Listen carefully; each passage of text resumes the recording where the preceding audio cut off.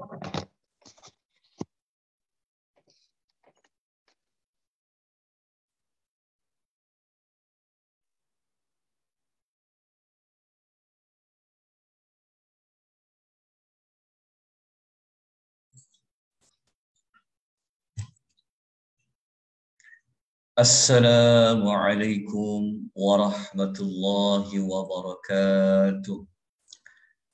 Alhamdulillah wassalatu wassalamu ala Rasulillah amma ba'd.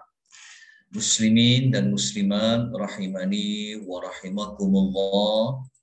Alhamdulillah, kita bersyukur kepada Allah Subhanahu wa taala pada petang ini sekali lagi kita dapat dipertemukan oleh Allah Subhanahu wa taala, yang mana kita berada pada siri yang ketiga pada petang ini, yang insya-Allah kita usaha untuk menamatkan pembelajaran kita tentang suratul Humazah. Kemudian kita akan bincangkan apakah pengajaran, apakah teladan yang boleh kita ambil daripada surah Al-Humazah. Petang ini kita akan memasuki ayat yang ketiga. Ayat yang ketiga yang mana pada kelas yang minggu lepas kita telah membicarakan ayat yang pertama dan ayat yang kedua. Ayat yang ketiga dalam suratul Humazah ini berkaitan dengan kesalahan yang ketiga yang dilakukan oleh manusia sehingga ia layak mendapat kebinasaan seperti yang Allah janjikan pada ayat yang pertama pada penggunaan perkataan wailun. Jadi wailun itu adalah merupakan janji untuk dibinasakan, untuk diberikan kecelakaan bagi sesiapa yang memiliki sifat-sifat yang melayakkan mendapat wailun. Sifat yang pertama ataupun ciri yang pertama Allah menyebutkan tentang orang yang akan mendapat wailun adalah perbuatan al-humazah yang berada pada ayat yang pertama. Kemudian sifat yang kedua adalah lumazah.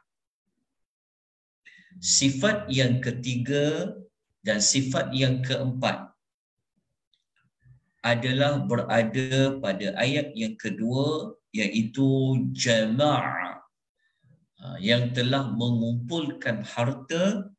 Dan sifat keempat wa'addadahu, dan dia sering mengira-ngira hartanya.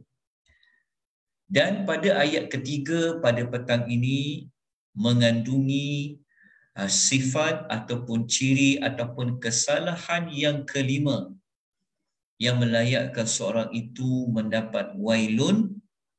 Kita baca ayatnya terlebih dahulu. A'udzu billahi minasyaitonir rajim. Yahsabu anna malahu akhlada. Yahsabu bermaksud dia menyangka. Dia menyangka tu kembali, dia itu kembali kepada yang mempunyai empat sifat tadi itu. Dia tu juga humazah, lumazah, dia juga jama'ama, dia juga wa'addadahu. Dia ini menyangka. Apabila sebut dia guna perkataan dia menyangka, maksudnya sangkaan dia. Maksudnya bukan pada pandangan Allah, bukan seperti pandangan Rasul, tetapi sangkaan dia yang menyangka, dia yang berpendirian seperti itu. Apa yang dia sangka? Annamalahu, sesungguhnya hartanya, bahawa hartanya mana? Harta yang telah dia jama'amala, yang telah dikumpulkan itu, kemudian harta yang dia sering wa'addadahu, yang dia kira itu, akhladahu, dapat mengekalkannya. Okay, ini masih lagi kaitan dengan harta. Kita jumpa perkataan malahu, hartanya. Okay, ayat yang kedua kita jumpa juga perkataan harta, malan. Dan ayat ketiga kita juga jumpa tentang harta, malahu. Jadi ayat yang ketiga ni, kalau kita baca terjemahan, kita akan dapati ada manusia yang dia berpendirian, dia percaya bahawa kalau dia ada harta, harta tu dapat mengekalkan dia. Apa makna sebenar? Baik, kita perlu kepada huraian dan tafsiran yang dilakukan oleh para ulama tafsir. Dalam pengisian ini, dalam nota ini saya nukilkan komentar tafsiran Profesor Dr. Wahbah Az-Zuhaili dalam tafsir Al-Munir. Okay, beliau kata apa makna ayat yang ketiga ni? Okay. Beliau iaitu Profesor Dr. Wahbah Az-Zuhaili rahimahullah mengatakan, dia kata perkataan yahsabu, dia menyangka. Dia menyangka tu, kenapa dia boleh sangka seperti itu? Adalah kerana kebodohannya, kerana kejahilan dia. Sebab tu yahsabu. Apa yang dia sangka? Dia menyangka bahawa hartanya menjamin dirinya akan hidup kekal dan tidak akan mati. Jadi dekat sini ulasan dia. Dia sangka harta dia dapat menjamin dirinya hidup kekal dan tidak akan mati. Apa perincian dia lagi? Kerana betapa takjub dia dengan harta yang dia kumpulkan, sehingga dia tidak memikirkan untuk mempersiapkan bekal selepas mati. Jadi ulasan yang sebenarnya yang nak disampaikan oleh Dr. Wahbah ni, kalau kita baca pada ayat ini, sebenarnya bagaimana dia boleh bersangka harta itu boleh mengekalkan dia. Sebenarnya dia nak dikaitkan dengan dia tidak memikirkan untuk dia mempersiapkan bekalan dia selepas mati.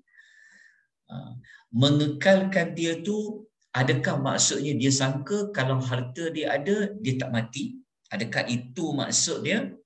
Kan secara umum ni para ulama bahaslah, sebab manusia tahu mereka memang akan mati. Tapi adakah itu pendirian mereka kalau hartanya banyak, dia tidak akan mati? Okay. Jadi sebenarnya ulasan dia, kalau kita baca, Dr. Wahbah kata dia sangka kalau dia harta banyak, hidup dia akan kekal dan tak akan mati. Sebenarnya nak merujuk kepada dia tak fikir kehidupan dia di alam yang akan sepatutnya sebenarnya dia akan kekal, bukan alam dekat dunia ni. Sebab itu dia fikir dia akan kekal. Dia akan kekal tu membawa maksud dia tidak membuat bekalan dia selepas dia mati. Faham tak maksudnya? Maksudnya begini. Maksudnya apabila dia mengumpulkan harta, kan, dia kumpul harta tu kita dah kupas dah kenapa malan nakirah, kemudian apa maksud wa'addadahu ni. Okey, kerana terlalu mengira, mengumpul ni, kumpul kan dia mengambil masa yang lama. Lepas tu banyak habiskan masa dengan mengira, kan dia jadi, bahkan boleh jadi hobi pula. Hidup dia, kalau hidup dia memang tak boleh lari, dia akan kira harta dia. So apabila dia banyak mengambil waktu seperti itu, sehingga menyebabkan dia tidak mengambil kesempatan, mengambil masanya, menggunakan masanya untuk dia fikir tentang kehidupan dia sebenar-benarnya yang dapat mengekalkan dia tu di hari akhirat. Okey. Ada ulasan lain, para ulama mengatakan seperti ini. Apabila dia ada harta yang banyak, kan, dia kumpul, lepas tu dia kira-kira, apabila harta banyak, kita kira kan, contoh. Jadi kalau harta banyak, secara tak langsung akan membawa seseorang itu berfikir bahawa banyak perkara dia boleh buat dengan harta. Sebab harta dia banyak, jadi banyak benda dia nak buat. Dia nak buat ni dengan duit dia, dia nak buat ini dengan harta dia. Banyak benda dia nak buat. Maksudnya dia telah memasang angan-angan yang panjang. Seolah-olah apabila harta dia banyak ni, maksudnya, oh, aku perlukan umur yang panjang ni, nak habiskan harta banyak ni. Ini boleh hidup lagi ni. Kalau ada duit banyak ni, boleh hidup ni. Oh, seolah-olah kalau 100 tahun lah, boleh hidup ni, boleh survive lagi ni. Maksudnya, kerana harta dia banyak tu, dia akan menyebabkan dia berfikir dia umurnya panjang lagi. Dia fikir. Seolah-olah kalau dia tak ada harta, dia rasa umur dia pendek. Tapi kalau dia ada harta, dia akan rasa dia macam, wah, aku boleh hidup lama lagi ni sebab dia banyak ni. Nak buat apa dia banyak-banyak ni. So dia fikir macam tu. Dia terfikir sehingga menyebabkan dia dia terlupa yang sebenar-benarnya yang dapat beri dia kehidupan yang kekal bukan pada harta tu, tapi sebenarnya adalah pada apa? Pada amalan dia, pada amal ibadat dia, bukan pada harta dia. Jadi itulah di antara beberapa ulasan yang para ulama tafsir tentang apa makna dia menyangka dia akan hidup, yang dia akan hidup kekal. Okey, jelas tentang kesalahan yang kelima. Jika kita gabungkan ayat yang kedua dan ayat yang pertama. Jadi kalau sampai ayat ketiga ni, bolehlah disenaraikan ada 5 perkara, ada 5 kesalahan yang Allah Subhanahu Wa Taala akan timpa mereka dengan wailun. Mereka layak untuk mendapat kebinasaan. Okey. 5 kesalahan ini terutama seperti mana ayat 3. Apabila dia sangka macam tu, seolah-olah kalau dia tak ada harta, dia akan mati. Kalau dia banyak harta, dia rasa dia boleh hidup lebih lama lagi sebagainya. Okey, sangkaan seperti itu telah ditolak, telah dibangkang oleh Allah Subhanahu Wa Taala dengan menggunakan kalimah kalla.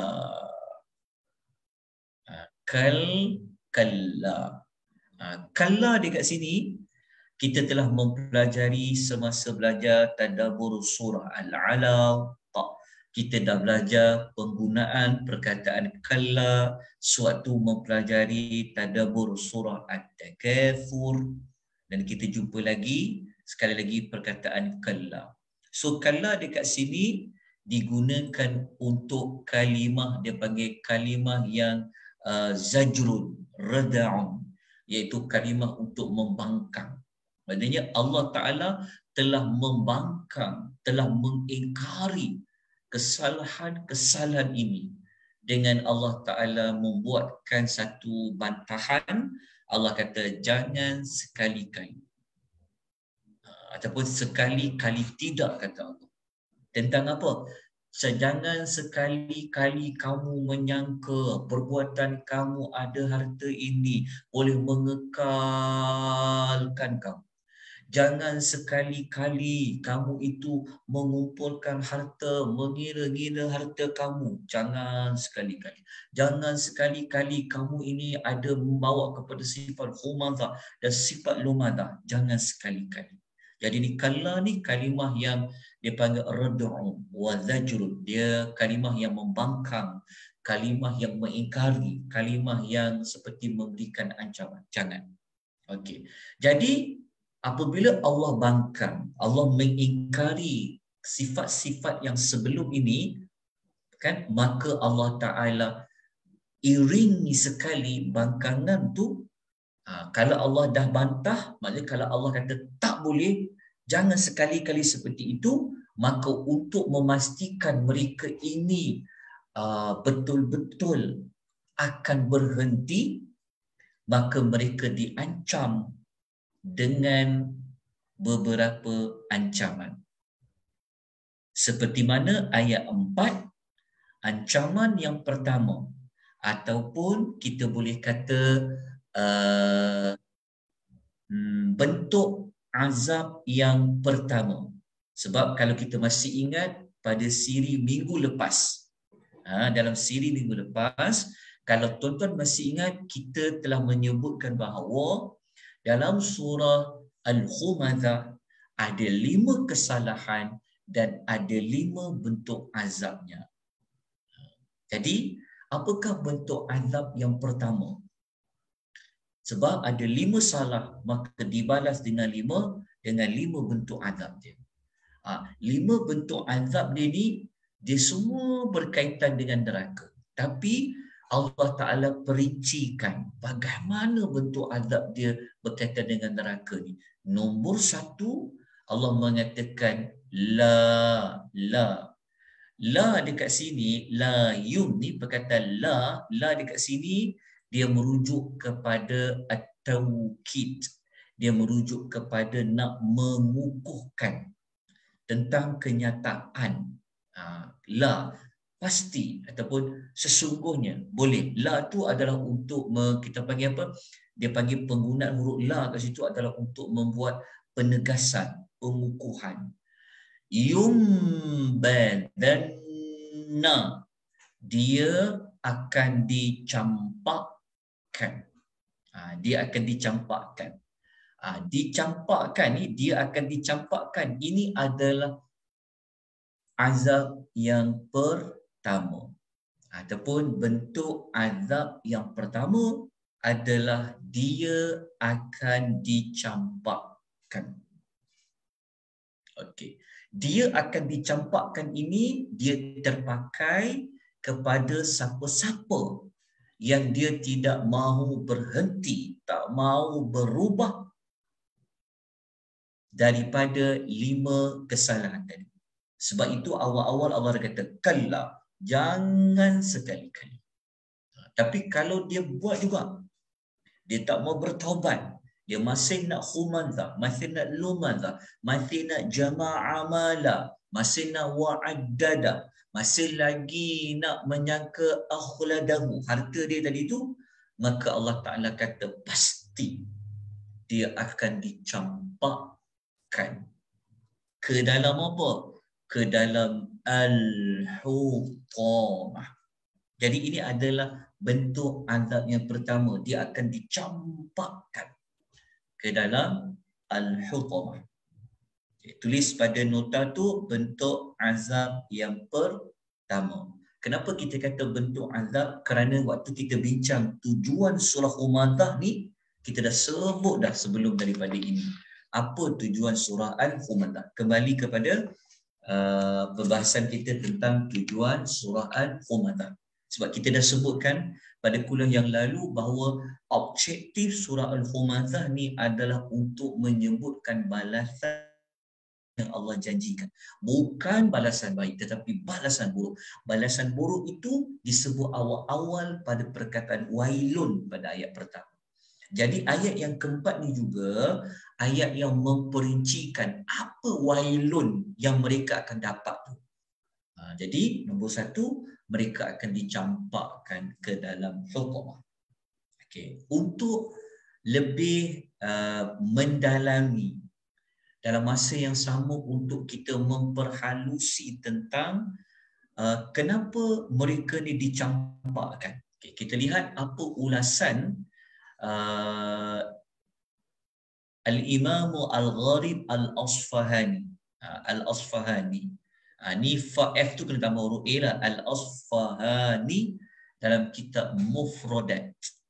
Okey, beliau mengatakan perkataan an-nabadhu pada perkataan yumbadhan ni, an-nabadhu digunakan dalam bentuk mencampakkan sesuatu kerana ia tidak digunakan. So sesuatu yang dah tak berguna, dah tak ada nilai, dah tak boleh pakai, campak dia. Itu secara umum. Tetapi pada ayat ni, siapa yang dicampak? Benda apa yang dicampak? Maka yang dicampak pada ayat ni sudah pasti siapa? Manusia yang durhaka tu. Manusia yang mempunyai 5 kesalahan tadi tu. Bahkan para ulama tafsir mengatakan dengan harta-harta dia tu sekali pun akan dicampakkan ke dalam hukumah. Okay. Kenapa perlu campak? Kan? Jadi perkataan campak ni satu dah mencampakkan tu sendiri sudah menunjukkan bahawa apa? Menunjukkan kepada yang dicampak tu apa? Yang dicampakkan tu menunjukkan bahawa bentuk azab yang pertama, kenapa mereka perlu campak adalah untuk menunjukkan betapa hinanya manusia yang masuk dalam hutamah. Kenapa perlu campak? Campak tu sendiri nak menunjukkan bahawa engkau manusia yang tak berguna. Engkau manusia yang hina. Kenapa sampai seperti itu? Kita kena melihat semula apa kesalahan yang dia dah buat sehingga Allah hina dia, campak dia. Kenapa? Apa kesalahan dia? Kita kena ingat ya, balasan Allah ini adil.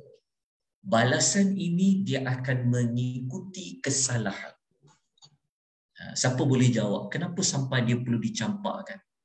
Campak ni menunjukkan manusia yang masuk dalam hutamah tu dia sangat hina. Kan, dia sudah tidak ada erti apa-apa, seperti barang yang buruk yang dah tak pakai. Kenapa? Siapa boleh kaitkan dengan kesalahan apa sampai seperti ini? Siapa boleh kaitkan dengan kesalahan-kesalahan sebelum ni? Silakan tuan-tuan dan puan-puan. Tuan-tuan dengar tak suara saya? Dengar kan? Alhamdulillah. So siapa boleh membuat perkaitan kesalahan apa yang dia dah buat sampaikan dia perlu dicampakkan dalam bentuk campak dia masuk ke dalam hutamah? Siapa boleh memberikan pandangan, pendapat? Kita kongsi je petang ni. Tak ada ya? Okey, tak apalah. Saya tanya. Silakan. Siapa-siapa nak jawab tu? Silakan. Puan Nolia ke? Puan Azia ke? Siapa-siapa nak jawab? Okey, tak apa. Tuan-tuan ingat tak? Okey. Mulia lawannya apa? Lawannya hina dah kan? Okey. So cara hina macam mana campak masuk dalam hutamah? Okey. Kesalahan orang ni semasa dekat dunia dia rasa dia mulia tak? Dia rasa dia mulia lah. Macam mana dia boleh rasa dia mulia? Dia banyak harta. Dia banyak harta, kan? Aku jadi lebih mulia.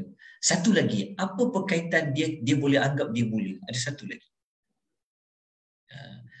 Kerana kalau dia fikir dia hina, betul tak? Kalau dia fikir dia ni ada kekurangan, kenapa kau boleh humadah dan lumadah? Betul tak? Kan kita belajar humadah dan lumazah adalah dua sifat yang nak jatuhkan maruah orang, nak buka aib orang, betul tak? Nak hina orang.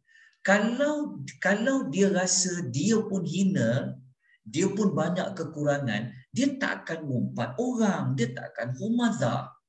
Betul tak? Kalau dia rasa dia pun ada kekurangan, tak ada apa-apa hina, dia tak takkan kutuk orang, dia takkan keji orang depan-depan seperti mana perbuatan lu malah. Jadi apabila ketika di dunia dia rasa dia hebat sangat, dia rasa dia bagus sangat, kan, dia rasa dia mulia sangat, sampai boleh jatuhkan maruah orang, tak cukup orang tu tak ada kau cakap di depan-depan, kan. Okey, dia rasa dia mulia, kan. Apabila sampai kepada apa yang Allah janji itu, Allah Ta'ala hina dia dengan Allah campakkan dia masuk ke dalam hutamah. Tuan faham tak perkaitan ni? Jelas tak? Faham, Ustaz? Jelas. Okey. Sepatutnya, kita pun dah nampak dah dia punya tindakan apa yang kita nak buat selepas ni. Apa perubahan patut kita buat, kan? Jadi balasan yang Allah beri itu dia bergantung kepada kesalahan. Kalau kita tak kupas, kalau kita tak mencari hubung kait dia, kita akan tertinggal mesej-mesej yang sangat berharga. Okey, campak. Lepas tu itu bentuk azab yang pertama.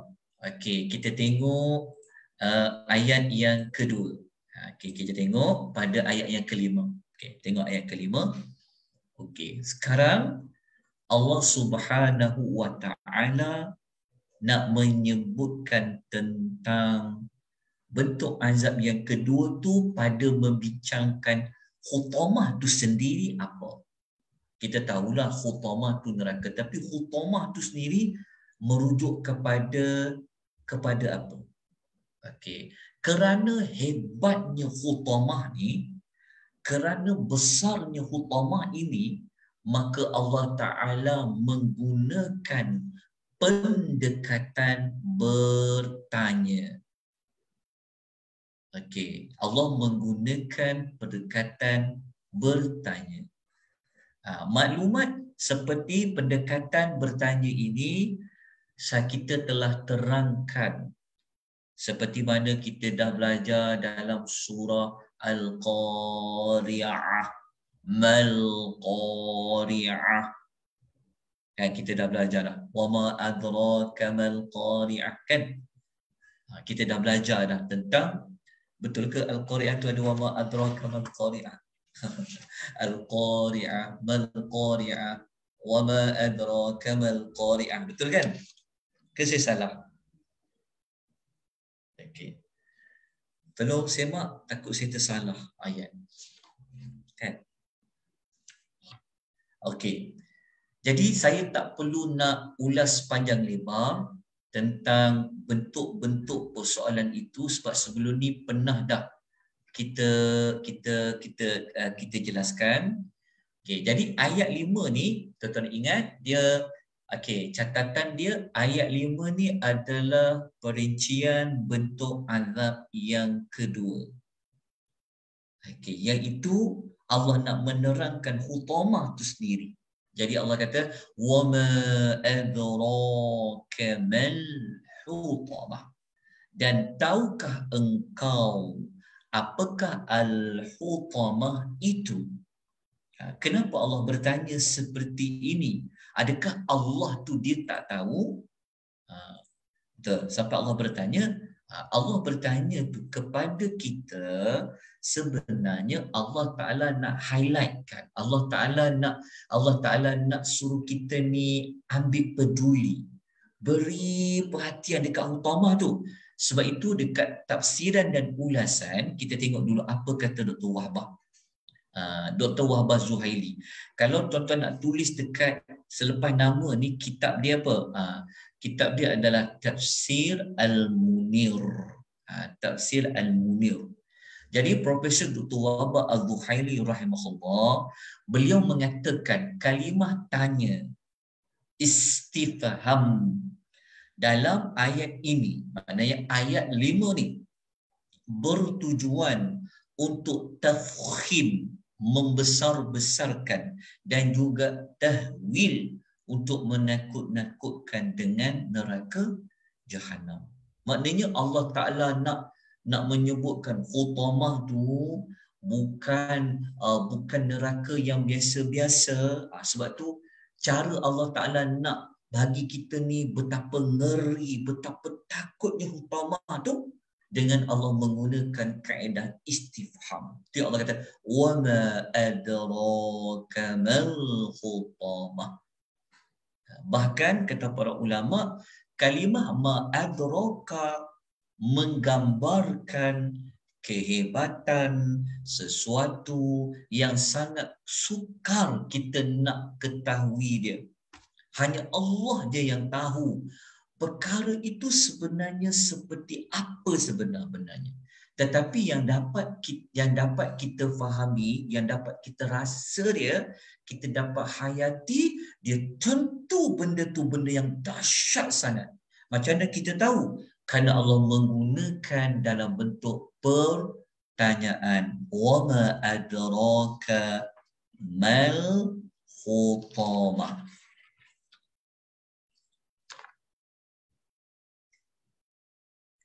Sekejap tuan-puan ya.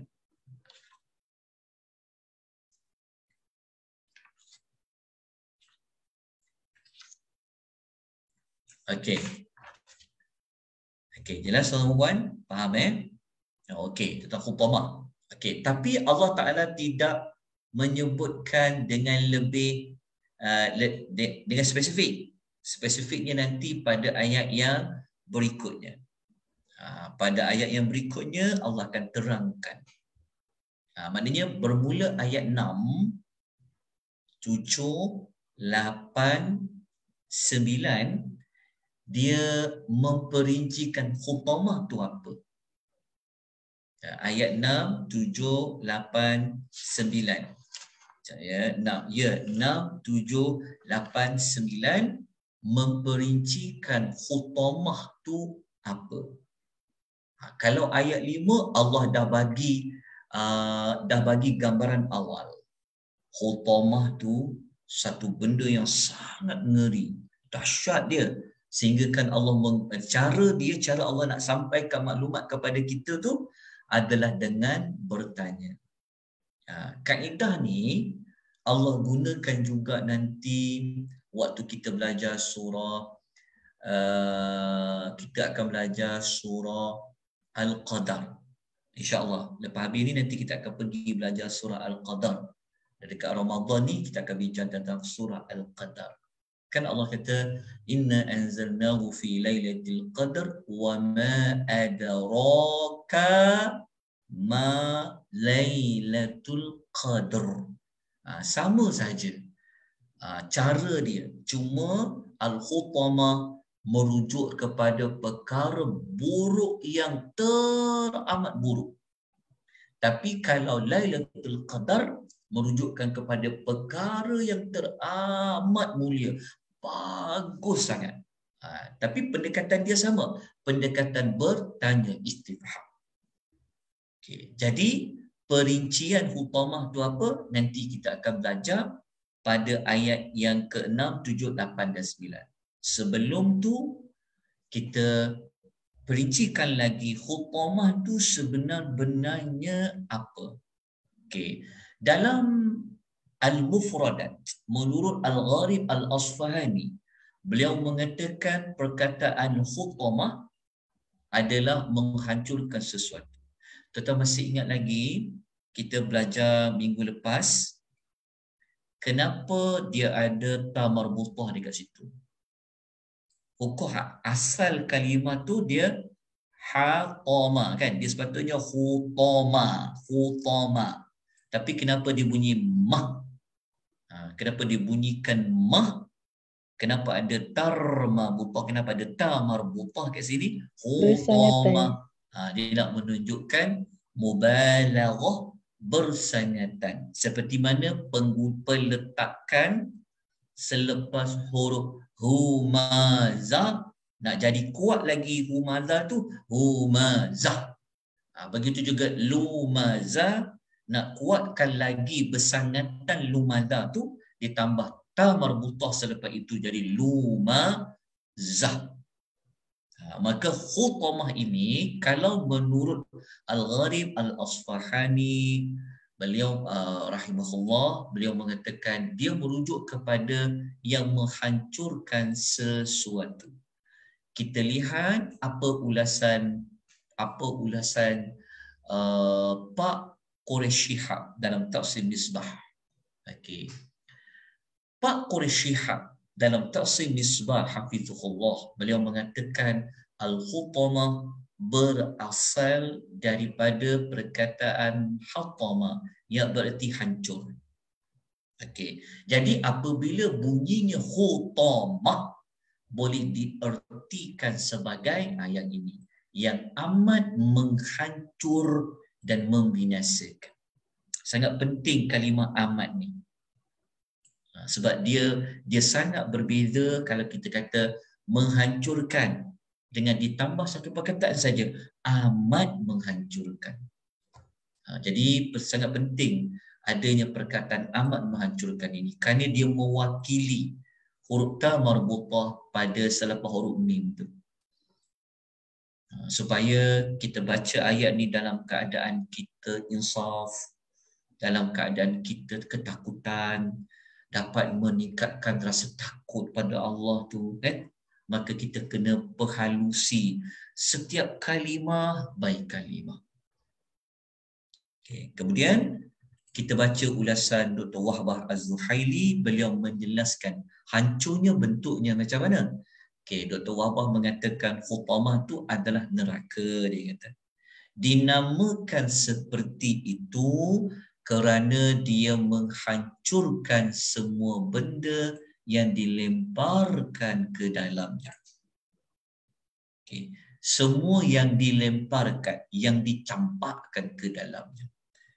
Okey, jadi hutamah ni dia akan menghancurkan apa sahaja yang dimasukkan ke dalamnya. Jadi agak-agak tuan-tuan perempuan, siapa yang akan dihancurkan oleh hutamah tu? Kalau kita kembali pada ayat yang kelima, kita akan jumpa jawapan dia siapa? Yang melakukan 5 kesalahan tadi. Bayangkan tuan-tuan dan puan-puan. Hutamah ni adalah pertama, bentuk azab pertama campak. Nak menghinakan orang tu. Campak dia. Okey, kerana waktu dekat dunia kau besarkan diri kau sangat kan. Lepas tu yang kedua, apabila masuk dalam hutamah tu, dalam neraka tu, dia akan menghancurkan apa saja yang dimasukkan, dicampakkan ke dalamnya. Okey. Boleh tuan-tuan bantu saya carikan sebab apa Allah pilih neraka yang hutamah? Kenapa Allah tak pilih nama Jahannam ke, Al-Jahim ke, ataupun neraka Saqar ke? Kenapa Allah pilih hutamah? Dalam konteks ayat ni mesti ada sebab. Kita tahu kan hutamah tu maksud apa? Okey, apa berkaitan dengan kesalahan mereka sebelum ni? Apa berkaitan dia? Bantu saya tuan-tuan dan puan.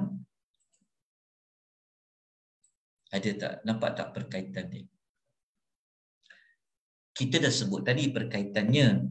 Kalau dicampakkan perkaitan dia, kesalahan dia dikaitkan dengan kehinaan tadi. Sebab apa dia perlu dihina seperti itu? Sebab semasa dekat dunia dia berlagak mulia, kan? Okey. Disebabkan dia ada banyak harta. Okey. Jadi apa perkaitan dia masuk hancur? Jawapannya silakan. Sebab dekat dunia dia mengagung-agungkan harta benda dia tu, dia nak sangat harta yang banyak tu, dia kawal, dia kontrol harta dia tu, nanti kat akhirat Allah hancurkan, masukkan kedap seperti dalam oven. Okey, lagi dia ada sikit lagi tu Kak. Sikit lagi Kak Naliza. Apa dia? Sikit lagi. Ambil balik maklumat ayat 4 tadi tu. Ayat nombor 3 tadi. Dia rasa dia apa? Sebab dia rasa dia mulia. Dia rasa harta tu boleh kekalkan dia. Dia kata betul. Okey. Dia rasa macam dia kekal kan. Kekal lawan dia apa? Kekal lawan dia Hancur lah. ya. Jadi kalau masa dekat dunia kau rasa kau boleh kekal ya. Kau boleh hidup lama ya. Kau rasa kau kekal, tapi apabila dia masuk dalam hutamah, tidak ada yang kekal, hancur binasa. Sebab apa? Al-hutamah. Okey, dapat tak perkaitan dia? Okey, moga-moga kita dapat menghubung kaitkan di antara kesalahan dengan balasan buruk yang Allah janji. Kita kena faham seperti itu kerana kita nak bagi ada rasa pada perkataan wailun tu. Sebab yang pertama kan bunyinya wailun kan. Kita cuma rasa kalau kita baca terjemahan kita dapat penghayatan dia sampai kat kita, kecelakaan ni. Tapi nak bagi nampak celaka kalau Allah yang kata binasa tu, pertama apa? Allah Ta'ala hina dia dengan bentuk dicampak. Yang kedua apa? Tubuh badan dia akan hancur dimakan oleh hutamah. Harta dia pun akan hancur, akan dimakan oleh al-hutamah. Okey. Kemudian kita pergi kepada ayat yang ke-6. Okey. Ayat yang ke-6 ni adalah ayat yang dia memperincikan. Okey.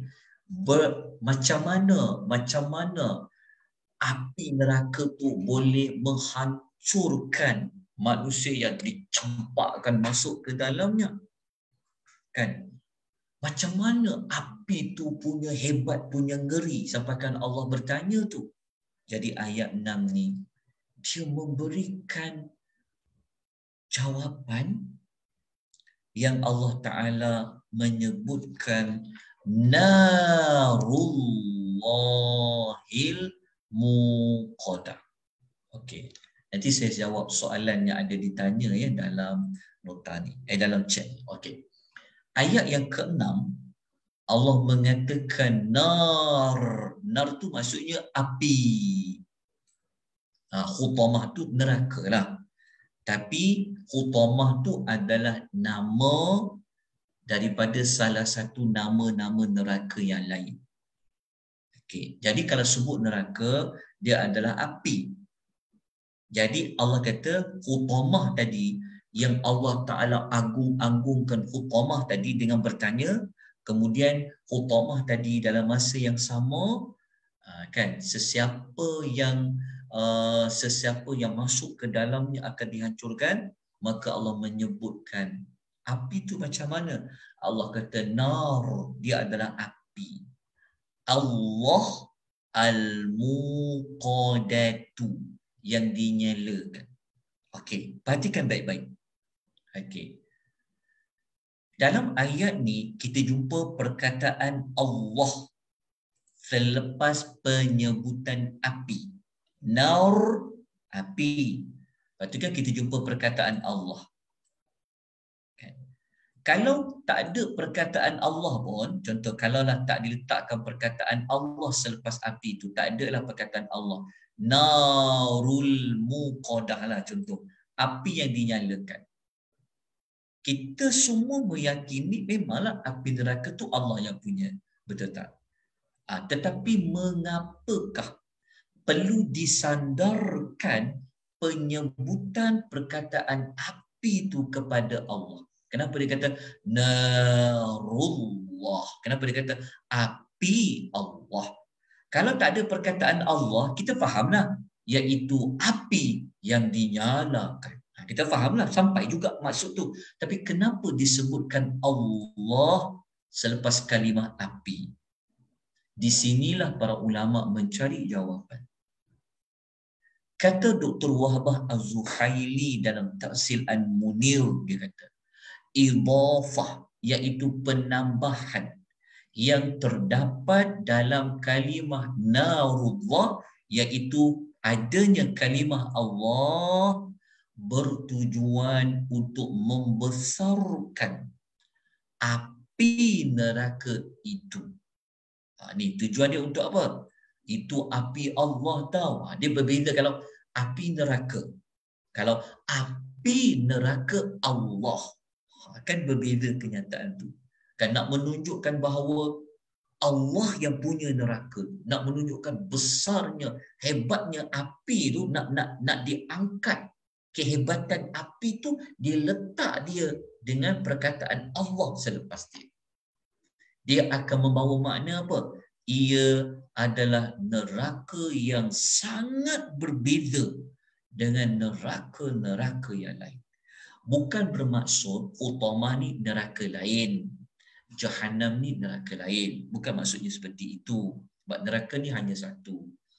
Tetapi nak menunjukkan sifatnya Al-Hutamah itu berbeza dengan sifat-sifat neraka yang lain. Menunjukkan api itu sangatlah dahsyat. Kenapa? Kerana diletakkan api Allah. Itu hikmah dia. Okey, kita kukuhkan sekali lagi dengan kita rujuk apa kata Pak Qudhi Shihab.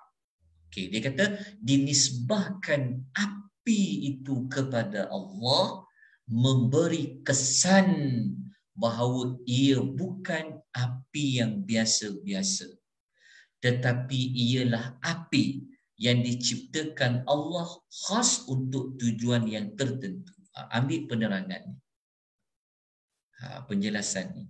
Kalau ditanya, kenapa perlu ada nama, kenapa perlu ada kalimah Allah? Sebab kita memang sedia maklum neraka tu Allah yang punya. Tapi kenapa perlu letak nama Allah? Kita boleh jawab seperti mana ulas Pak Qudhi Shihab. Dia kata kerana api itu adalah api yang khusus yang Allah Ta'ala ciptakan untuk tujuan yang tertentu. Bayangkan. Dahsyat tau. Dia punya balasan dia bagi dalam suratul Al-Humadah. Lepas tu ada satu lagi maklumat. Tapi tak ada dalam penjelasan dalam nota ni lah. Okey. Siapa yang menyalakan api tu? Api neraka tu dinyalakan kan? Kan dinyalakan. Yang dinyalakan. Siapa yang menyalakan api tu? Malaikat. Allah lah. Yalah jawapannya. Yalah maksudnya sebanyak perkara tu memanglah semua malaikat yang jalankan lah. Tapi betul lah tu malaikat pun betul. Maksudnya Allah lah yang menyalakan. Maksudnya di sini bukan sekadar kita nak tahu kenapa penggunaan Allah. Tapi kalau Allah yang menyalakan, sama tak kalau makhluk-makhluk lain yang menyalakan? Kan nak menunjukkan bahawa kan kita dengar api tu pun, kalau kita faham api neraka tu pun kita dah rasa macam ya Allah takutnya. Tapi api dia bukanlah api yang biasa-biasa sebab letaknya nama Allah. Lepas tu pula api tu pula yang dinyalakan, selalu dinyalakan. So macam mana agak-agaknya api tu? Sudah pasti api tu dia takkan terpadam. Kalau kita nyalakan api, sampai satu masa api tu mungkin akan habis. Kan? Mungkin habis minyak dia ke, mungkin kayu api tu dah habis ke, mungkin sampai satu masa habislah api tu. Kan? Mungkin gas tu dah habis, api tu contoh kan. Tapi kalau Allah yang menyalakan, yang dinyalakan oleh Allah, kalau Allah murka agak-agak macam manalah bentuk api itu. Di sini kalimah-kalimah ni kalau kita perhalusi dia, ya, kita dah faham dia akan membawa kesan yang sangat mendalam dalam jiwa kita. Sangat mendalam.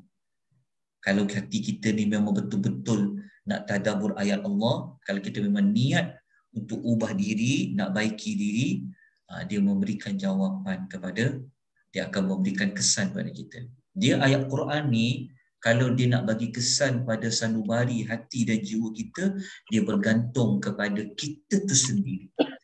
Kalau kita betul-betul, memang betul-betul nak menghayati dia, memang betul-betul nak dapatkan ayat ni menusuk kalbu kita, membuka minda kita sebagainya, Allah Ta'ala akan bagi pada kita. Tapi dia memang kena melalui jalan belajarlah, memahami satu kalimah by satu kalimah. Sebab tu tadabbur ni kita tak perlu nak terkejar-kejar habiskan. Sebab kalau kita baca terjemahan, kita dah faham makna dia. Tapi kalau kita tidak perincikan kalimah by kalimah ni, maka kita akan kehilangan pada nilai emosi untuk penghayatan. Sedangkan kita memerlukan rasa takut. Nak bagi tahap takut tu tak adalah takut yang takutnya neraka. Tapi nak bagi skala takut tu, biarlah skala yang tahap maksimum takut tu, itu yang kita memerlukan kepada memperhalusi setiap kalimah yang terkandung dalam ayat-ayat yang Allah nyatakan. Tapi bukanlah kita yang tafsirkan sendiri, ya, bukan kita yang hubung kaitkan sendiri. Sebab itu dalam setiap apa yang telah dikongsikan, tentu sekurang-kurangnya ada ulama yang pakar yang kita rujuk dalam mendapatkan tafsiran dan huraian. Okay, kita dah habis yang ke-6.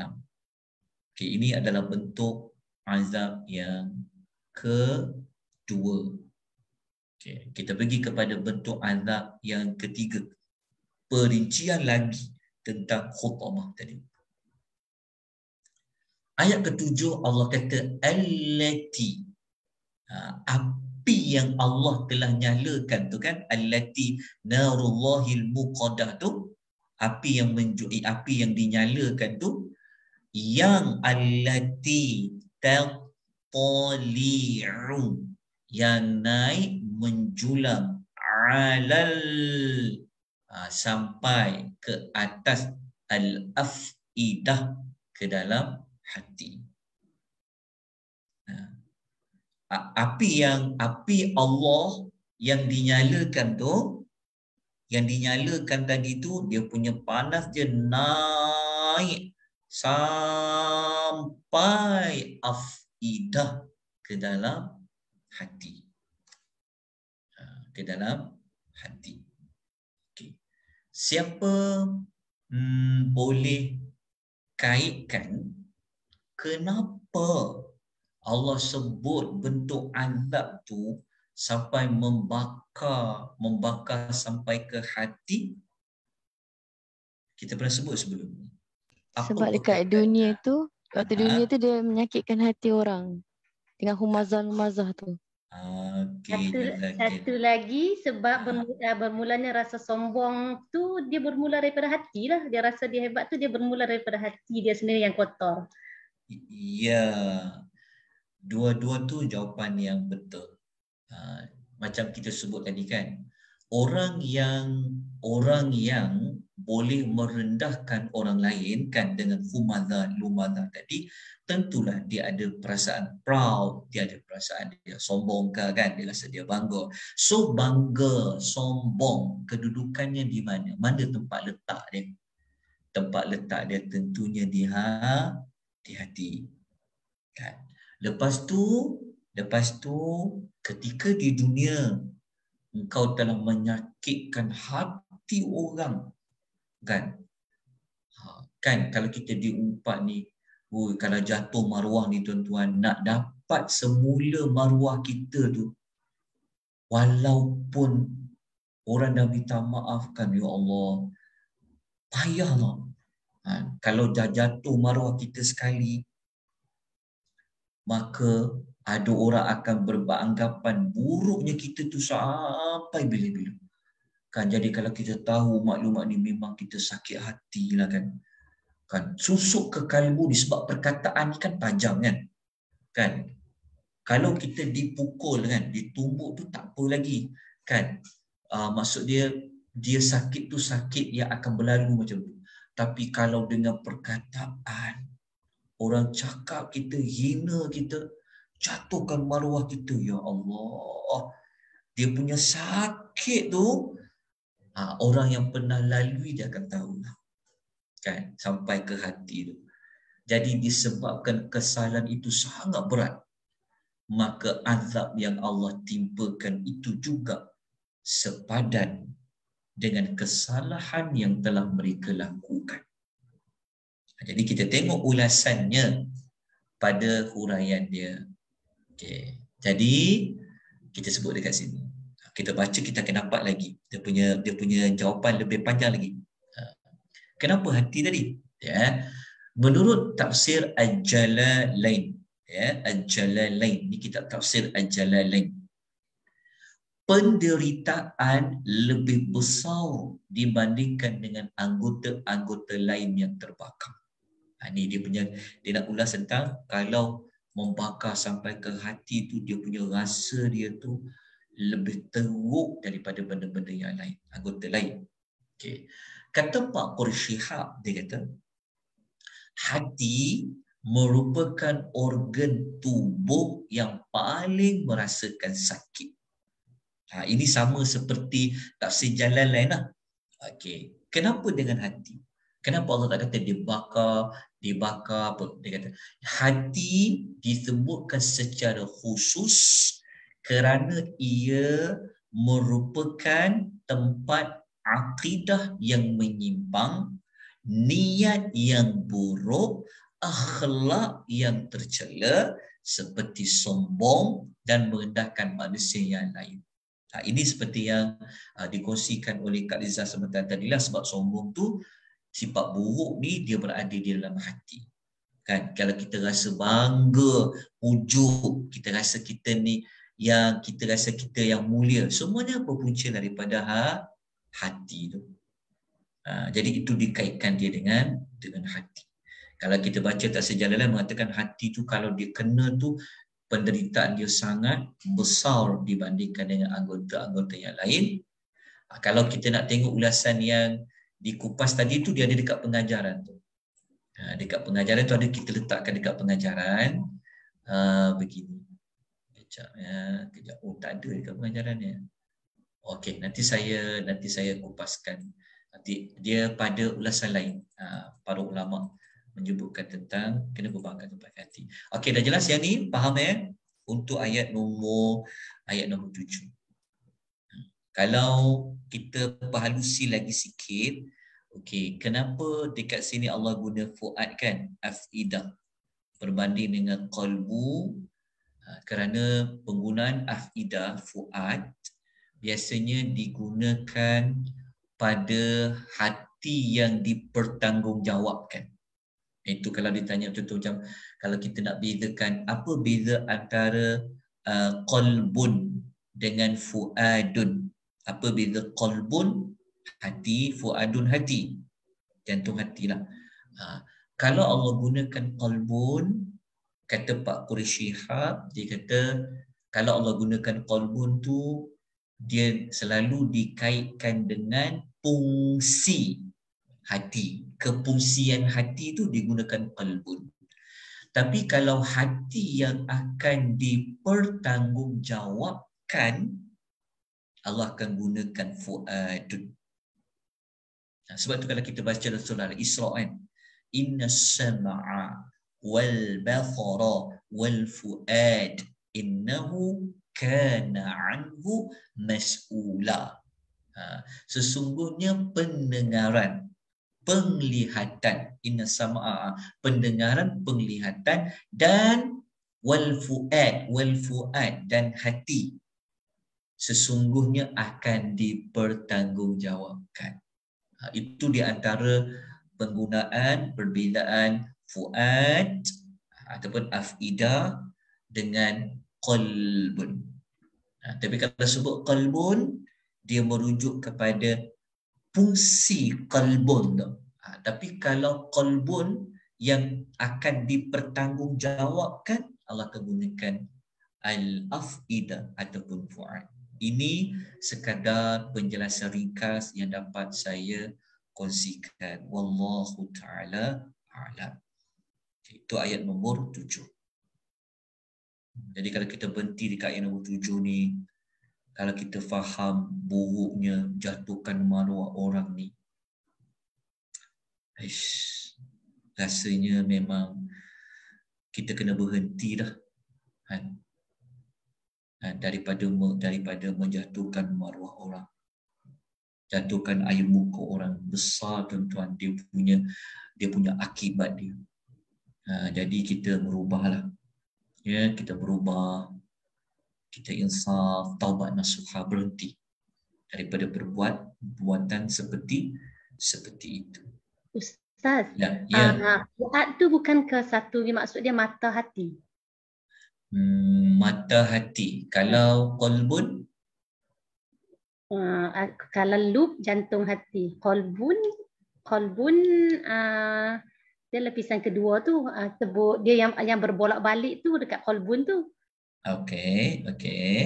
Kalau fuadun, okey. Yang itu wallahu taala alam. Saya saya tidak ada ilmu nak membezakan tahapan hati itulah, walaupun memang ada dibincangkan. Sebab lub kan, nama lub macam ulul albab, lubuk hati. Kita pun sebut lub tu yang paling dalam. Ya, yang paling dalam.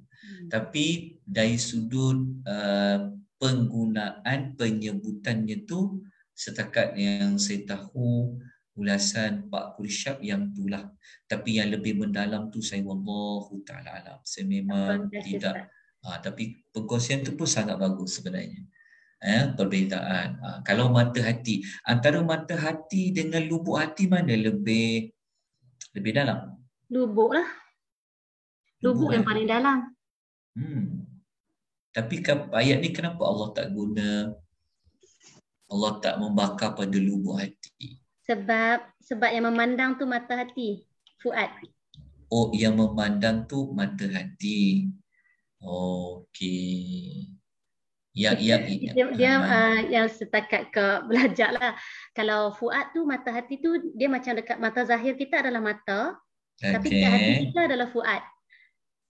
Dekat hati kita adalah fuad. Yang kita mandang dengan mata zahir, dia transfer tu masuk ke mata hati kita, fuad. Kalau kita mendengar macam kita dengar Al-Quran, semua tu ialah kita dengar dengan telinga, tapi kita tafsir, kita memahami dengan lub kita. Sebab tu disebut ulul albab. Oh, dia masuk pada lub. Okey. Maksudnya ialah dia kaitkan dengan kefungsian hati itulah kan. Ya, nanti qalbu akan tapis benda tu. Qalbu akan tapis. Sebab tu qalbu tu kena bersih. Kalau qalbu tu tidak bersih, nanti dia berbolak. Qalbu tu macam air yang mendidih, dia membolak-balik nanti. Sebab tu kita kena ada dua ilmu yang tentang afidah ni dengan lub tu. Fuad dengan lub tu. Mendengar dengan baiklah. Mendengar tu maksudnya mendengar dengan tadabbur. Al-afidah ni biasanya dengan mata hati kita tu berkaitan dengan alam lah, selalu apa yang kita tengok. Dan manusia yang kita pandang tu adalah sebahagian daripada alam. Okey. Saya pernah mendengar ulasan seperti itu dan diulas semula pada petang ni. Jadi kita ucapkan jazakumullahu khaira atas perkongsian yang sangat baik pada tuan-tuan dan puan-puan ya. Kita sama-sama dapat manfaat. Okey. Jadi kita teruskan pada ayat yang berikutnya. Okey. Ada Syahira kongsikan tu dekat, boleh tengok dekat ruangan chat ya, ada artikel tentang maksud qalbun, fuad dengan sadar. Dalam website ni kan dia tulis fuad ni ada kaitan dengan penglihatan. Kalau qalbun ni dia mau tu macam pengetahuan. Yalah, itu mungkin kita boleh bincangkan nanti dengan panjang lebar, mungkin tema pasal hati tu. Sebab kita dah belajar dulu surah Al-Adiyat kan. Ya, Allah katakan Allah akan kumpulkan kan wa hussila ma fi sudur. Itu pada dada pula. Sadrun tu kita nak katakan dia apa? Seperti mana dalam surah An-Nas kan. Kenapa syaitan ni dia mewaswaskan yuwaswisu fi sudur. Adakah syaitan tu dia hanya boleh adakah syaitan tu dia tak boleh masuk ke hati waswas tu, ataupun dia hanya pada dada saja? Tapi pada dada tu adanya hati. Kat situ panjang perbahasan di kalangan para ulama. Tapi perkongsian yang saya sangat-sangat hargai. Ya, terima kasih banyak-banyak atas perkongsian yang tuan-tuan kongsikan ya. Kita sama-sama belajar. Mungkin nanti kita boleh buat satu tema pasal hati lah. Pasal hati, bagaimana cara Allah menggunakan kalimah by kalimah, insya-Allah. Okey. Kita terus pergi kepada ayat yang ke-8. Okey, ayat yang ke-8 ni adalah bentuk azab yang berikutnya. Allah Ta'ala nak menceritakan tentang Al-Khutamah tadi. Innaha alaihim muqsadah. Sesungguhnya, sesungguhnya, nya tu kembali pada apa? Yang Al-Khutamah tadi, yang Allah nyalakan tadi tu, alaihim, ke atas mereka, muqsadah, ditutup rapat. Okey. Ayat ni, dia terjemahan kita ni dia tidak mengambil kira taqdim dengan takhir lah. Maksudnya terjemahan kita ni dia terjemah ditutup rapat. Sedangkan tutup rapat tu dia muqsadah, atas mereka, alaihim. Okey. Kalau kita perhatikan dekat sini, dia muqsadah ni sepatutnya dia akan jadi muqsadah sebelum alaihim. Alaihim selepas muqsadah. Tetapi kenapa dalam ayat ni Allah awalkan alaihim, lepas tu muqsadah tu Allah Ta'ala akhirkan. Ni nak menunjukkan pengkhususan dia lah. Okey. Kita tengok tentang ayat ni. Allah kata sesungguhnya api neraka itu muqsadatun, ditutup rapat. Kenapa kita kata ditutup? Kena ada rapat tu sebab dia nak nak ambil yang huruf tamarbutah, nak bagi tutup tu tutup yang betul-betul rapat. Itu penting mengetahui penggunaan yang tamarbutah ni, ke atas mereka. Okay, kita faham macam pintu neraka dulu tutup kan? Tutup rapat. Jadi kita tengok ulasan para ulama dulu. Okey, menurut Ibnu Katsir rahimahullah dalam tafsir Al-Quranul Azim, dia kata mereka tidak boleh mengelak diri dari terkena api. Sebab apa? Sebab api tu tak ada yang terkeluar kan? Sebab semua ditutup dengan rapat. Dan mereka juga tidak boleh keluar dari api neraka. Jadi kat sini ada dua ulasan dia. Kita kena pecahkan dia. Kalau mengikut Dr. Wahbah, dia menerangkan kenapa ditutup rapat neraka tu, supaya mereka tak boleh tidak melainkan akan kena api neraka tu. Satu, dia punya ulasan dia. Okey. Yang kedua, kata Dr. Wahbah, supaya mereka tak boleh keluarlah daripada neraka tu, sebab ia telah ditutup rapat. Okey. Kalau kita baca ulasan Dr. Wahbah Az-Zuhaili, mengatakan seluruh pintu neraka ditutup dan dia tidak mempunyai tingkap, mereka tidak akan dapat keluar dari neraka tersebut. Ini seperti yang kedua lah. Samalah fungsi dia, supaya mereka tidak akan dapat keluar daripada api neraka. Jadi kalau kita nak ulas yang ni, kita sedia maklum kan, benda yang ditutup rapat kan, tak boleh nak elak lari daripada terkena api. Ini ada dua penjelasan yang diberi oleh Al-Imam Ibnu Katsir rahimahullahu ta'ala alaih. Okey. Saya nak tuan-tuan dan puan-puan cuba cari berkaitan. Kenapa Allah Ta'ala nak sebut sampai ditutup rapat pintu-pintu neraka ni kepada mereka? Apa kaitan dengan kesalahan dia? Apa berkaitan dengan kesalahan yang mereka buat dekat dunia? Sampai Allah sebut khusus maklumat ni dekat dalam surah Al-Humazah, pintu tu tutup rapat. Boleh kongsikan tuan-tuan dan puan? Boleh kongsikan tak? Untuk bentuk kecewaan. Kecewaan. Tak boleh nak keluar. Sebab Okey, betul.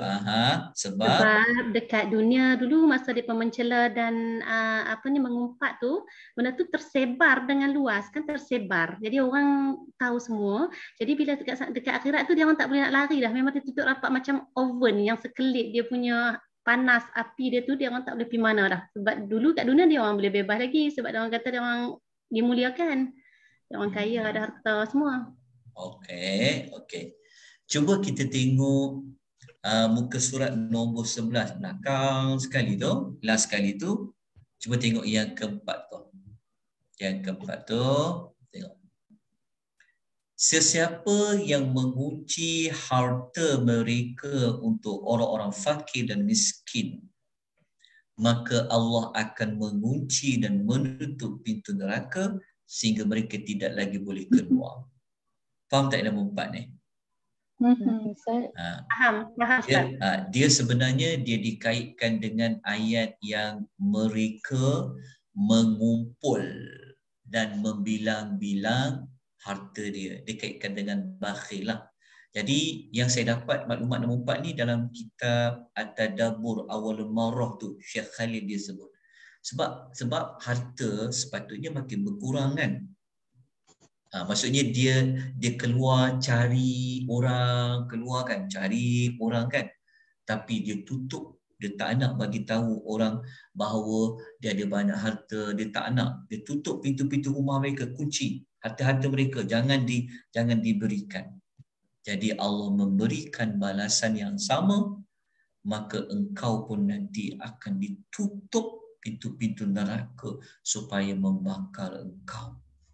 Ya, dia kaitkan dengan ayat nombor 2 lah Ustaz sebenarnya. Ya, dikaitkan dengan harta. Kalau tadi dia dikaitkan dengan marwah, dekat sini dia dikaitkan dengan harta. Wallahu ta'alam ya, sebab kita pun tak boleh nak kata secara pasti perkaitan ni sebab Allah Ta'ala tidak cerita. Tapi yang kita pasti memang ada perkaitan. Itu sudah pastilah sebab Allah Ta'ala takkan perincikan maklumat seperti itu, melainkan mesti ada perkaitan. Cuma kita dapat cari perkaitan tu atau tidak, betul tak ulasan kita ni, wallahu ta'ala. Ni dia panggil ilmu perkaitan, dia panggil munasabah.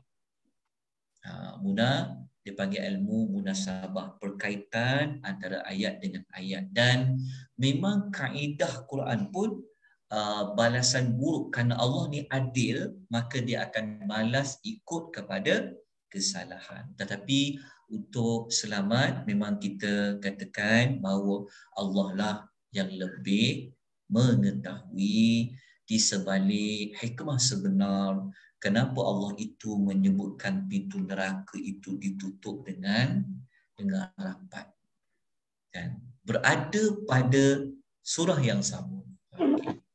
Jadi kita terus kepada ayat yang terakhir.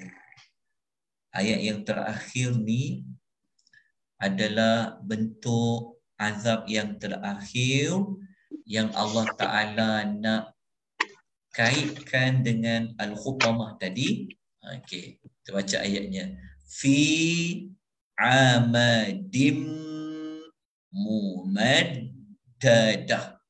Fi pada amad iaitu tiang mumaddadah yang melintang panjang. Okey, siapa terjemahan dia diterjemahkan selain daripada apa yang terdapat dalam nota ni? Siapa boleh kongsi? Ada terjemahan lain tak? Mumaddadah tu diterjemah apa? Mumaddadah.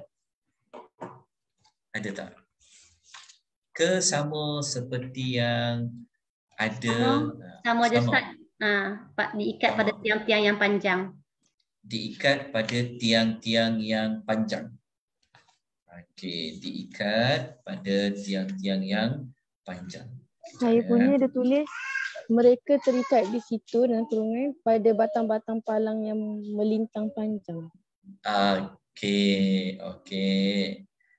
Kurang je. Okay. Begini,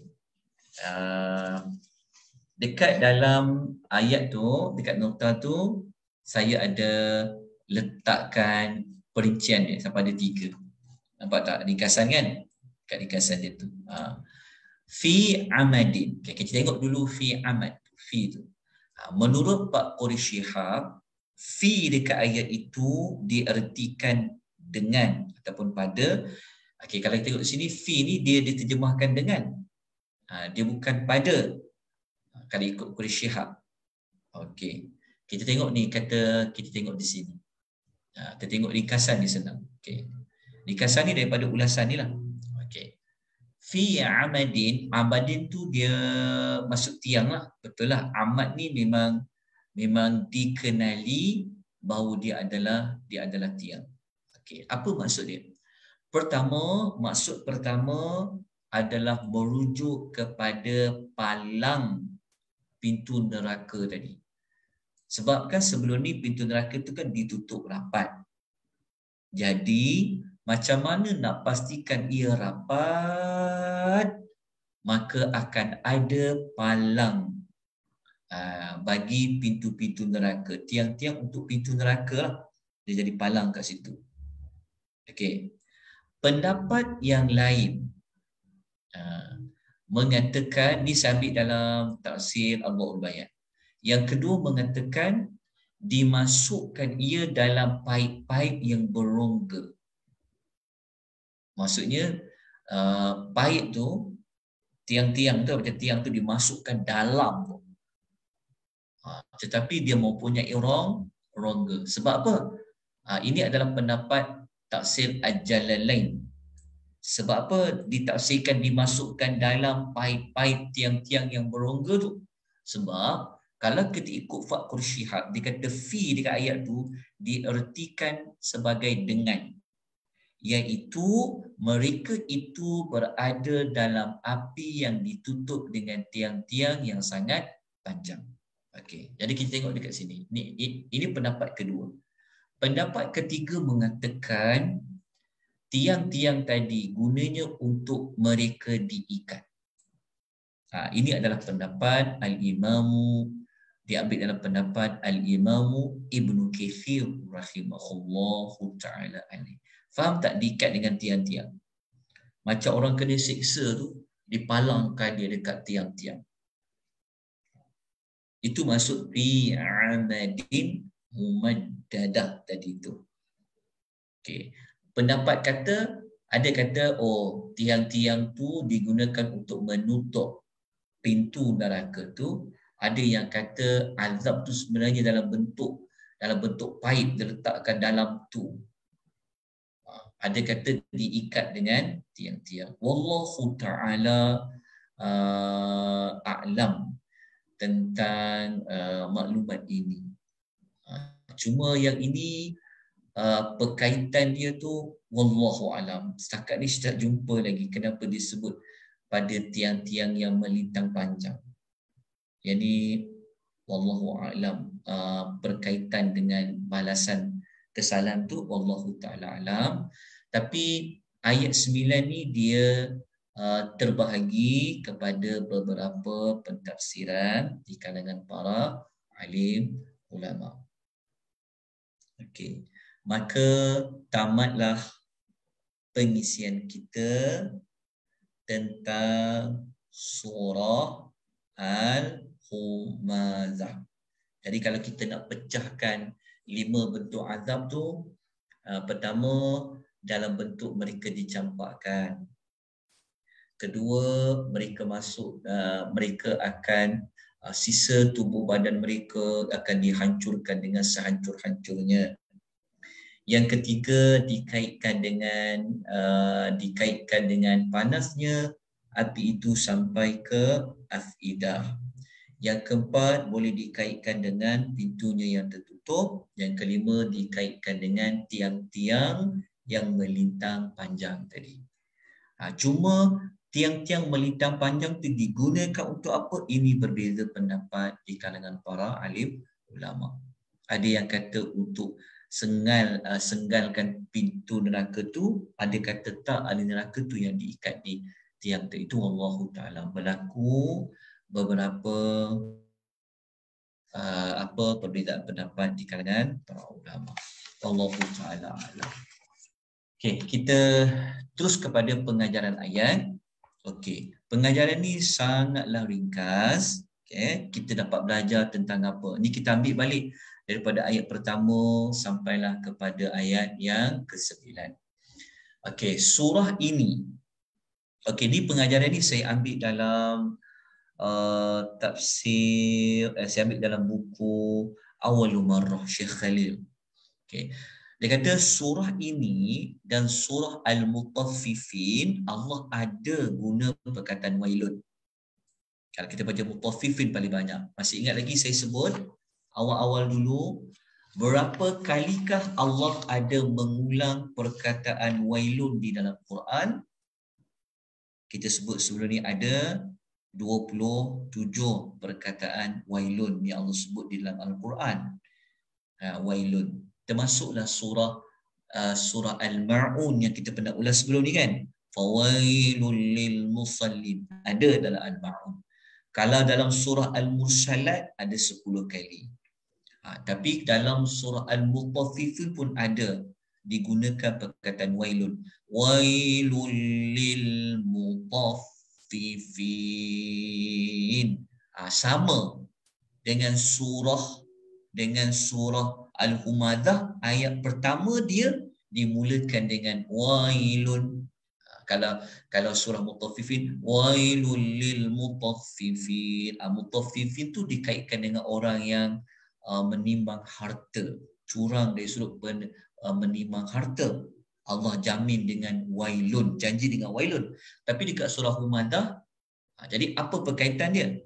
Okey, kata beliau, kalau surah Al-Humadah Allah mulakan dengan wailun, janji kebinasaan ni adalah untuk menjaga kehormatan manusia. Tapi kalau surah Al-Mutaffifin dari sudut nak jaga harta manusia.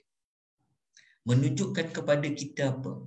Dalam hidup kita, dalam Islam, kita kena menjaga hubungan kita dengan anak-anak Adam.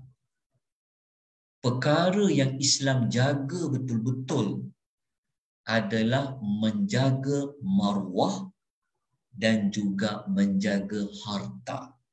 Sebab tu kalau kita belajar hukum syariah, syariah kita kata maqasidus syariah. Kita kata the objective of syariah. Maknanya Islam ni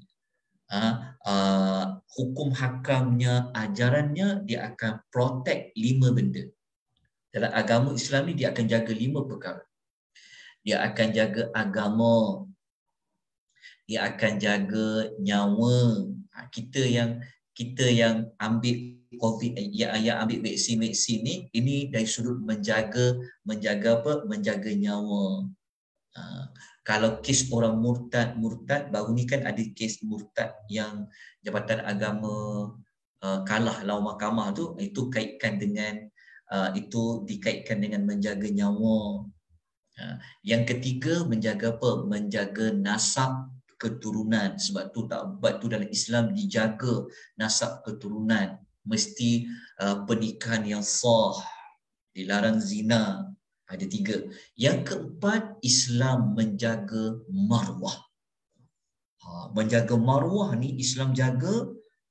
Sebab itu tak boleh tuduh orang berzina, tak boleh fitnah orang dan sebagainya. Islam jaga maruah ni. Dan yang kelima, Islam menjaga harta.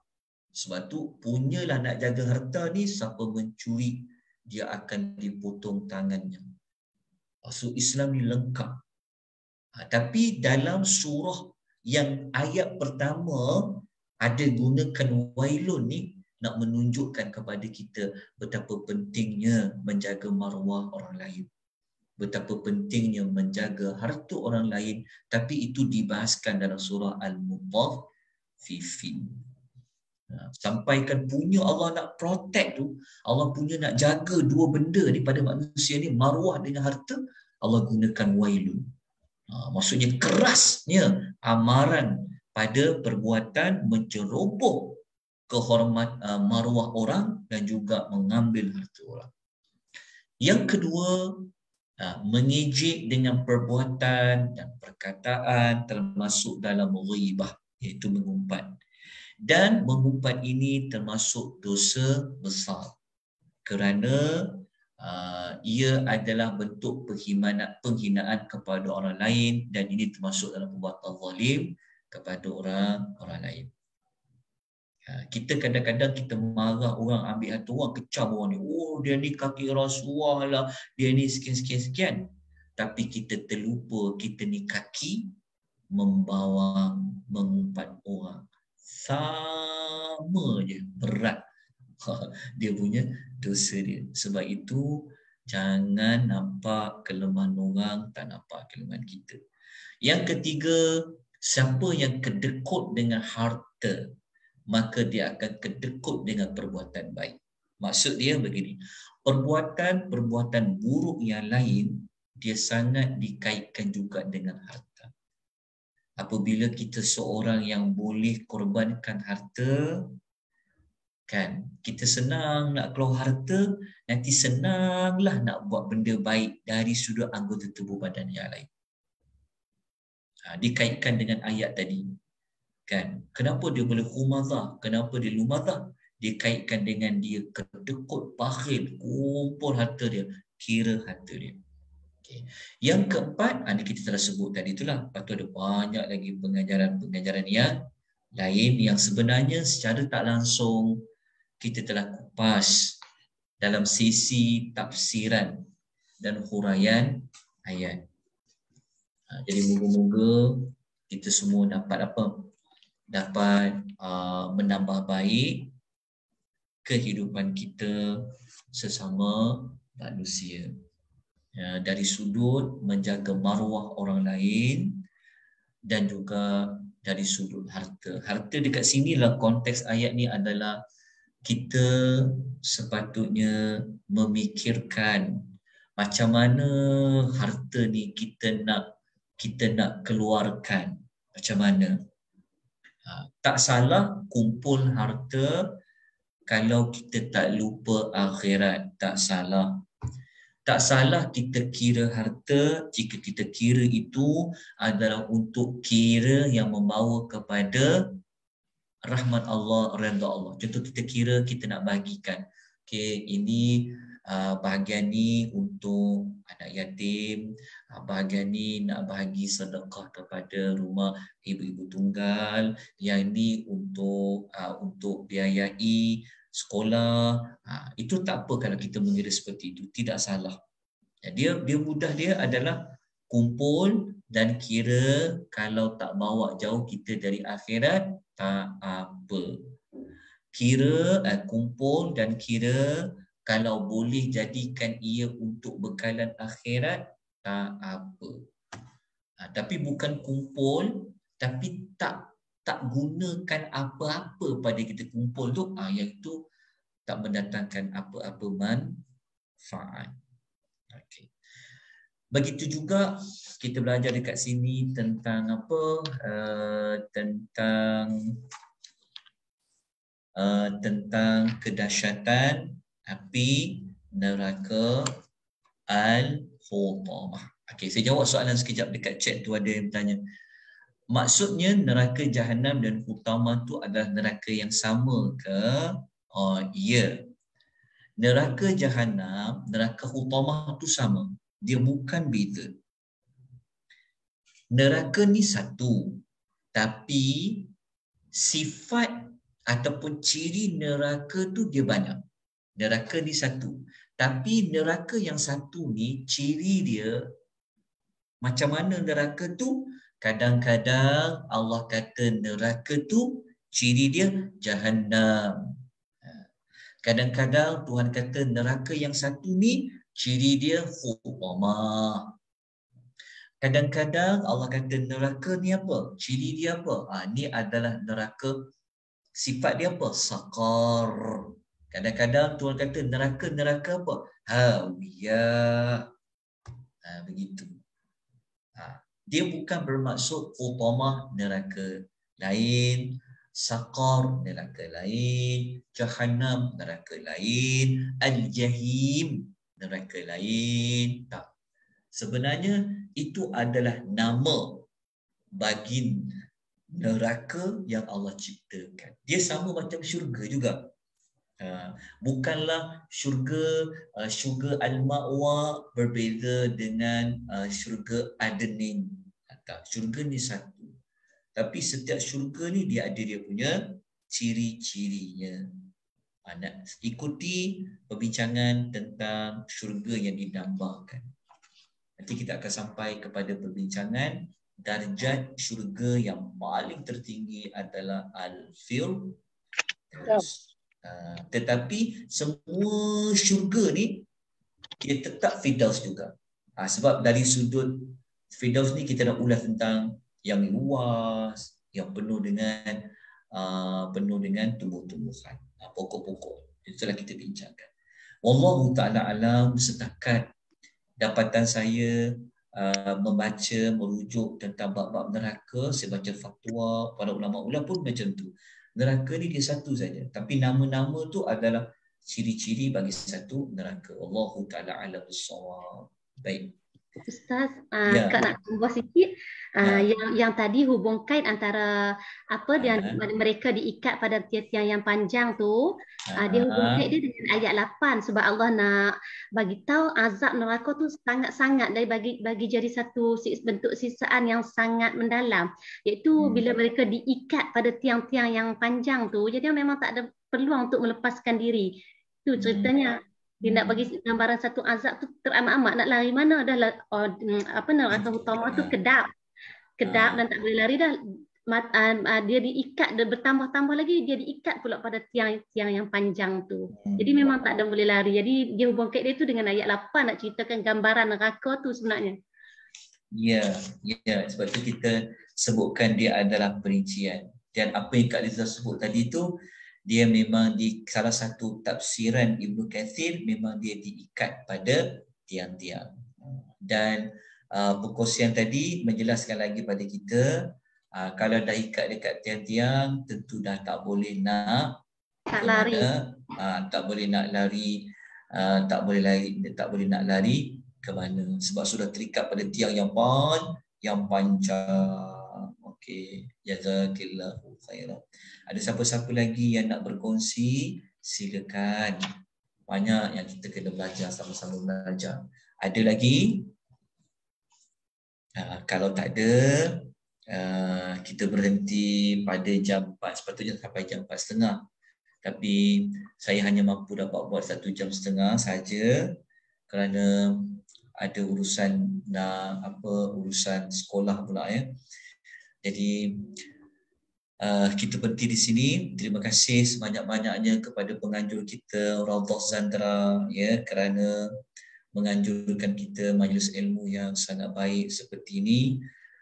Cuma saya sajalah yang kalau ada kekurangan, kelemahan, saya mohon ampun, maaf dari hujung rambut, hujung kaki. Kalau ada mana-mana penerangan saya yang tersilap pun saya minta dibetulkan ya, tolong betulkan, kerana kita bincang pasal ayat Quran, jadi takut tersalah ya, sama ada yang mendengar secara langsung pada petang ni ataupun yang tengok dalam bentuk rakaman. Saya sangat memerlukan teguran dan pembetulan daripada tuan-tuan dan puan-puan semua. Begitu juga saya amat berterima kasih jazakumullah khairan kepada mana-mana yang membantu dalam memeriahkan majlis ilmu kita dari sudut perkongsian maklumat-maklumat tambahan kepada kita. Dan juga kepada tuan-tuan perempuan, jazakumullahu khairan. Kita jumpa lagi insya-Allah pada minggu depan dengan surah yang baru insya-Allah. Aqulu qawli hadza wa astaghfirullahal azim wa billahi taufiq wal hidayah. Wassalamu alaikum warahmatullahi wabarakatuh. Terima kasih Ustaz.